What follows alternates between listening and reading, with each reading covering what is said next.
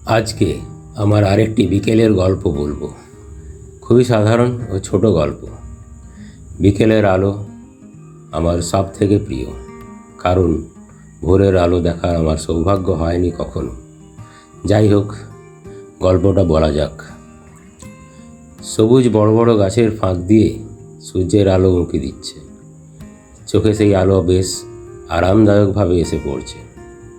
রাস্তার ধারে একটা চৌকো আয়না অদ্ভুতভাবে রাখা আছে।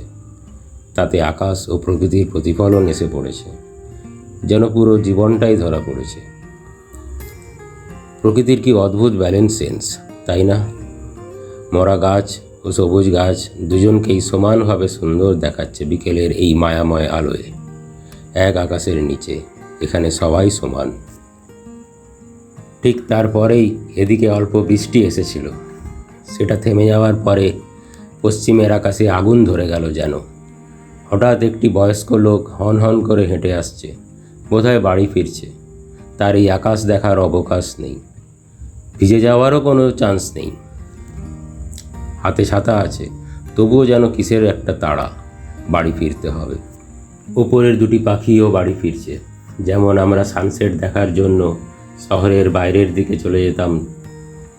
এরাও বোধহয় সানসেট দেখার তাড়ায় ওই দিকেই ছুটে ছুটে যাচ্ছে। ওদিকটা ঢু মেরেই বাড়ি ফিরবে। সন্ধে তো হয়েই এলো, আকাশের রং যদি পাল্টে যায় এই ভয়।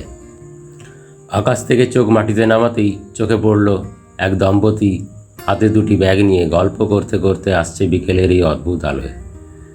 হয়তো অনেক দিন পর এইটুকুই সুযোগ পেয়েছে একে অপরের সঙ্গে কথা বলার।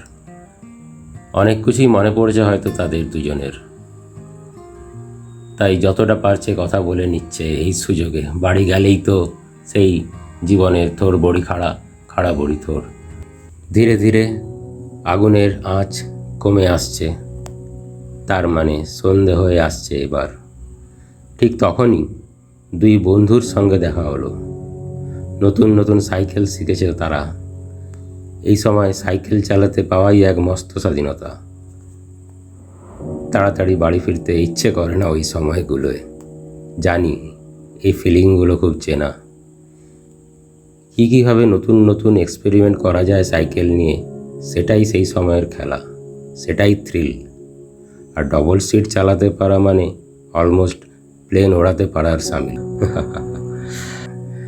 হঠাৎ পেছনের ছেলেটি অবাক করে দিয়ে উল্টো দিকে মুখ করে বসে পড়ল, দিয়ে বাড়ির দিকে চলে গেল একটা ঢালু জমি দিয়ে।